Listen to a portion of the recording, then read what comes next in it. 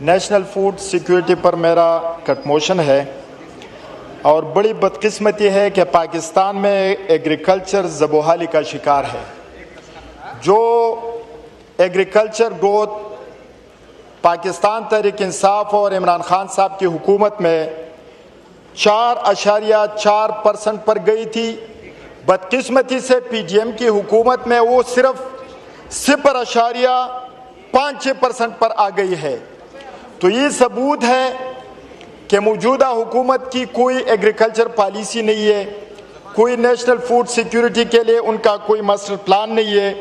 और पाकिस्तान में जो 5 बड़ी फसलें हैं जनाब स्पीकर, उसकी पैदावार में कमी आई है। बदकिस्मती से एक ज़री मुल्क होकर भी हम ज़री अजनास वो इम्पोर्ट कर रहे हैं और ये हमारी नाकिस पॉलिसी है कि हम शुगर केन जिसकी प्रोडक्शन भी कम हुई है लेकिन इसकी एक्सपोर्ट की इजाज़त दे देते हैं और फिर महंगी चीज़ें हम बाहर से इंपोर्ट कर रहे हैं। ये ज़मींदार को फ़ायदा पहुंचाने, काश्तकार को फ़ायदा पहुंचाने की बजाय सिर्फ इंडस्ट्रियलिस्ट को फ़ायदा पहुंचा रहे हैं, जिससे हमारी एग्रीकल्चर ज़बोहाली का शिकार है। जनाब स्पीकर साहब, न कोई रिसर्च है, न कोई इस तरह सीड्स मुतारिफ कराई गई है जो ज़्यादा पैदावार दे सके और जो माहौल के साथ मुताबिकत रखता हो। जनाब स्पीकर साहब, एग्रीकल्चर लैंड बिल्डिंग्स बिल्टअप हो रहे हैं, हाउसिंग सोसाइटीज बन रही है, कोई मास्टर प्लान नहीं है पूरे पाकिस्तान के लिए। नो डाउट कि एग्रीकल्चर ये 18वीं तरमीम के बाद सूबों का मामला है, लेकिन पूरे पाकिस्तान के लिए एक मास्टर प्लान बनना चाहिए। जो डिप्लीशन हो रही है एग्रीकल्चर लैंड में, उसकी रोकथाम होनी चाहिए। जनाब स्पीकर साहब, मैं एक अहम इशू कल भी मैं इस पर बात करना चाह रहा था, लेकिन बदकिस्मती से मुझे मौका नहीं मिला। मैंने उस पर कट मोशन भी जमा की थी। मैंने अभी आपको एक रिटन रिक्वेस्ट भी भेजी कि मुझे कम से कम 1 मिनट उस पर बात करने की इजाज़त दी जाए कि मौजूदा मेरे हल्के में 18 से 20 घंटे लोड शेडिंग हो रही है। आ जाएंगे 1 मिनट सर, अभी कल का दिन भी है। 1 मिनट सर, कल करेंगे। 1 मिनट सर, नहीं, ये इस पे देखें हम if we start violating rules then we will not end up anywhere. नहीं प्लीज आप इस पे बात कीजिए। फूड पे प्लीज माइक खोलें इनका। Food please. तो जनाब स्पीकर, फूड पर मैं रिक्वेस्ट करता हूं कि एक पूरे पाकिस्तान के लिए मास्टर प्लान बनाया जाए। जो एग्रीकल्चर लैंड की डिप्लीशन हो रही है, इनकी रोकथाम होनी चाहिए और जो इलीगल बिल्डिंग्स, जो इलीगल हाउसिंग सोसाइटीज की एक्सपेंशन हो रही है, उनकी रोकथाम होनी चाहिए। शुक्रिया जनाब स्पीकर। थैंक यू जी। निसार अहमद साहब। जी बहुत बहुत शुक्रिया sir, mister speaker sir. Sir मैं तो समझता हूँ ये फूड सिक्योरिटी तो रही ना, ये तो फूड इनसिक्योर्ड है सर। बदकिस्मती से सर करंट सिचुएशन ये है कि आपकी फूड सिक्योरिटी 127 ममालिक से 109वें नंबर पर है सर। और सर आपकी जो फूड सिक्योरिटी है ये पाकिस्तान में 3 चीज़ों पे मुनहसर करती है सर। एक सर आपकी एग्रीकल्चर, एक आपका वाटर रिजर्व सर, और एक सर आपकी बिजली सर।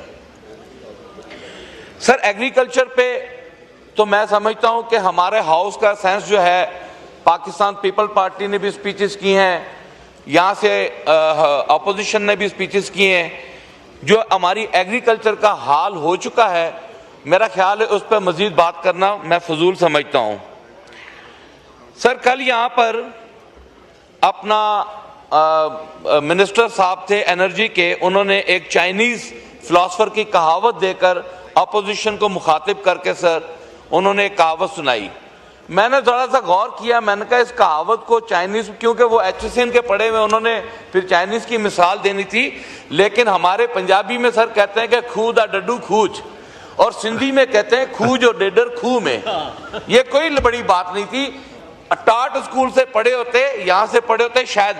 सर मैं कहता हूं सर जो बुनियादी जरूरत है यहाँ पाकिस्तान पीपल्स पार्टी के, मैं नवीद कमर साहब आपसे पूछना चाह रहा हूँ, टंडो मोहम्मद खान में आपको बिजली मिल रही है? देखिए, चाहे खुर्शीद शाह साहब आपको बिजली मिल रही है। फूड सिक्योरिटी पे बात कीजिए सर मैं सर बिजली इज द मेन सोर्स। जब आप फूड पे आएंगे तब तक आपका बात खत्म हो चुका। सर ये हाथ खड़े करें पाकिस्तान पीपल पार्टी वाले, हैस्को वाले के आप लोगों के साथ हो रहा है किस बात पर सर? सांगड़ हो गया, मिर्ची हो गया, वो सजावल हो गया,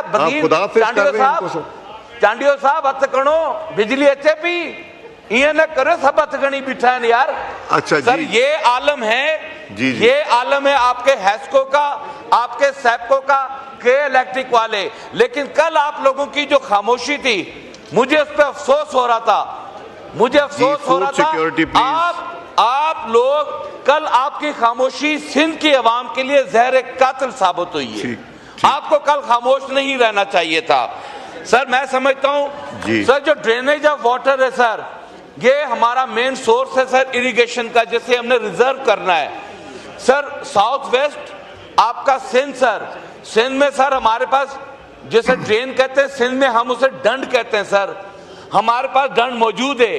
वो सारी की सारी सर लोगों ने ऑक्यूपाइड कर ली है, उसको नैरो होने की वजह से वो फ्लड आता है। सर आज सिंध की और साउथ वेस्ट पंजाब की आप जमीनों का हाल देख लें, यकीन करें इन फ्लड्स ने सिंध का और साउथ वेस्ट का और पंजाब के अपर एरियाज और बलूचिस्तान का बेड़ा गर्क करके हाथ में रख दिया है।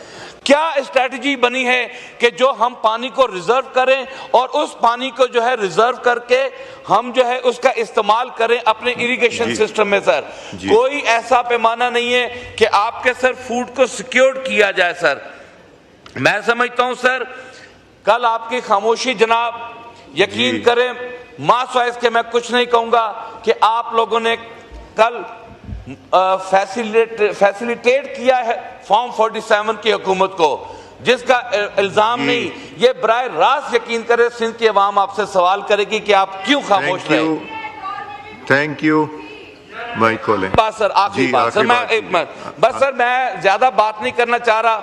मैं समझता हूं कि सर जो फूड सिक्योरिटी के हवाले से इकदामात हैं, मैं समझता हूं कि पाकिस्तान की अवाम हम सब उसे मुसरत करते हैं और जो सर इसमें जो फाइनेंशियल जो ऐड रखी है मैं सर उसे मुसरत करता हूं। मैं समझता हूं कि ये हमारी फूड सिक्योरिटी के लिए जो है वो बिल्कुल मुनासिब नहीं है। मुझे पूरी हमदर्दी है पाकिस्तान पीपल्स पार्टी और एमक्यूएम के साथ, लेकिन खुदा का वास्ता आप लोग बोलते जरूर ताकि कोई आप पर गिला ना करता। बहुत बहुत शुक्रिया। शुक्रिया जी। राय हसन नवाज साहब नॉट प्रेजेंट। मैं आलिया कामरान साहबा, आलिया साहबा मैं एक आपको बात बताना चाह रहा हूँ, स्पेशली ये जो स्टूडेंट्स आए हैं। रज़ा हिराज साहब आपके साहबजादे जो हैं वो कौन सी यूनिवर्सिटी का इलेक्शन जीते हैं? ऑक्सफोर्ड का जीते हैं, ये भी एच सोनिया